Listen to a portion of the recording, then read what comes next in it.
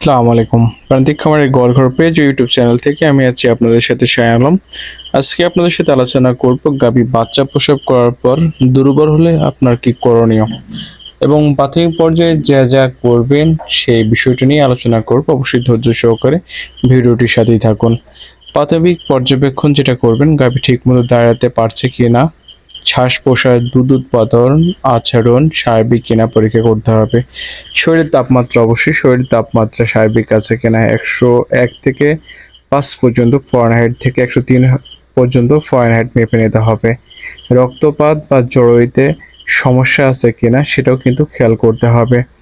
গাভীটির পর্যাপ্ত বিশ্রাম ও নিরাপদ পরিবেশ নিশ্চিত করতে হবে। গাভীকে পরিষ্কার আরামদায়ক ঘর বিছানা জায়গায় রাখতে হবে, ঠান্ডা বাতাস থেকে দূরে রাখতে হবে। বিশেষ করে বাচ্চা প্রসব করার পরে এই দিক নির্দেশনাগুলো মেনে চলতে হবে। পুষ্টিকর খাদ্য ও পানির ব্যবস্থা অবশ্যই করতে হবে। সহজপাচ্য উচ্চ পুষ্টি সম্পন্ন খাদ্য দিতে হবে। ভুসি, খোল, ভুট্টা, খড়, সবুজ ঘাস। যদি হজমের সমস্যা না হয়, প্রচুর পরিমাণে পরিষ্কার পানি দিন। গুড় বা চিনি মেশানো পানি দিন, এটা তাৎক্ষণিক শক্তি দেয়। গুড় বা চিনি মেশানো পানি দিন, এটা তাৎক্ষণিক শক্তি দেয়। অবশ্যই এটা মনে রাখতে হবে। ওষুধ এবং খনিজ উপাদান, ইলেক্ট্রোলাইট, স্যালাইন, পানি বা ইনজেকশনের মাধ্যমে স্যালাইন, সোডিয়াম, পটাশিয়াম, ক্যালসিয়াম দিতে হবে। ক্যালসিয়াম সাপ্লিমেন্ট, বাচ্চা প্রসবের পর গভীর রক্তে ক্যালসিয়ামের ঘাটতি হলে মিল্ক ফিভার বা হাইপোক্যালসেমিয়া দেখা দিতে পারে। হাইপোক্যালসেমিয়া হতে পারে। ক্যালসিয়াম বলাসে বা ইনজেকশন দিতে হবে। অবশ্যই অভিজ্ঞ পশু চিকিৎসকের পরামর্শ অনুযায়ী। ভিটামিন ও মিনারেল, ভিটামিন বা B complex, vitamin A, D, E ও সেলেনিয়াম সাহায্য করে। মিনারেল মিশ্রণ নিয়মিত খাদ্যে মেশাতে হবে। অবশ্যই পশু চিকিৎসকের পরামর্শ নিতে হবে। যদি গাভীর প্রসব 12 থেকে 24 ঘন্টার মধ্যে উঠতে না পারে বা খাওয়া দাওয়া না করে, তাহলে অবশ্যই পশু চিকিৎসককে ডেকে চিকিৎসা নিতে হবে। অবশ্যই যে বিষয়গুলো মাথায় রাখতে হবে, কখনো নিজে নিজে ইঞ্জেকশন দেবেন না। গাভীর পেছনে শক্ত কিছু রাখা উচিত নয়, আঘাত পেতে পারে। পরিষ্কার পরিচ্ছন্ন বজায় রাখা ইনফেকশনের ঝুঁকি থাকতে পারে। যদি আপনি ইঞ্জেকশন দিতে পারেন এবং রোগ নির্ণয় করতে পারেন, অবশ্যই ইঞ্জেকশন দেবেন। প্রতিরোধকমূলক যে ব্যবস্থাগুলো আপনি অবশ্যই করবেন।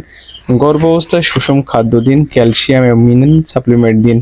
বাচ্চা প্রসবের আগে ও পরে গাভীর শরীরের অবস্থা মনোযোগ সহকারে খেয়াল করতে হবে। গাভী বাচ্চা প্রসবের পর দুধ কমে যাওয়া, একেবারে দুধ না হওয়া, এটি কিন্তু একটি গুরুতর সমস্যা।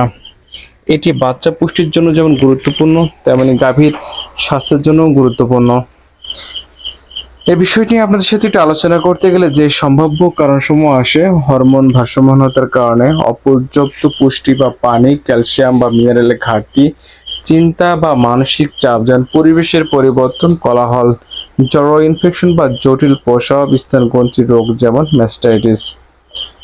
দুধ বাড়ানোর প্রাকৃতিক পদ্ধতি কিছু রয়েছে। পুষ্টিকর খাদ্য নিশ্চিত করুন। উচ্চ শক্তি প্রোটিনযুক্ত খাদ্য দিন। ভুসি, খোল, ধানের গুঁড়া, মাসকলাই, সবুজ ঘাস ও খড় দিন। দৈনিক খাবারে মিনারেল মিশ্রণ, লবণ যোগ করুন। পর্যাপ্ত পানি দিন।